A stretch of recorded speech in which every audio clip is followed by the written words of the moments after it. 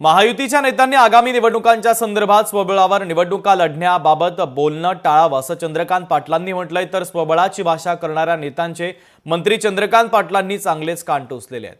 अजून न्यायालयीन प्रक्रिया सुरू आहे, प्रभाग रचना झाली नाही, त्यामुळे अशी वक्तव्य करणं घाईचं होईल असं चंद्रकांत पाटलांनी म्हटलेलं आहे। स्थानीय स्वराज्य संस्थांच्या निवडणुकाच्या बाबतीमध्ये सगळ्या पार्ट्या वर्षानुवर्ष एक राज्याचा निर्णय करत नाहीत।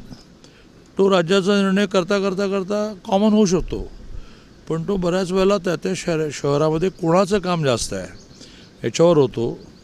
मग कोणाला किती सीट्स, हे कोणाची किती ताकद यावर ठरतं। माझं म्हणणं की असं आत्ता काही स्टेटमेंट करू नये असं माझं मत आहे। जेव्हा केव्हा निवडणुका घोषित होतील त्यातली अनिश्चितता इतकी आहे, कारण आपल्या हातातच नाही, सुप्रीम कोर्टाच्या हातात आहे। ती अनिश्चितता संपल्यानंतर त्यावेळची परिस्थिती, पक्षांची आपापली स्थिती यावर निर्णय होईल। लोकशाही मराठी ऐका, पहा, जागरूक रहा।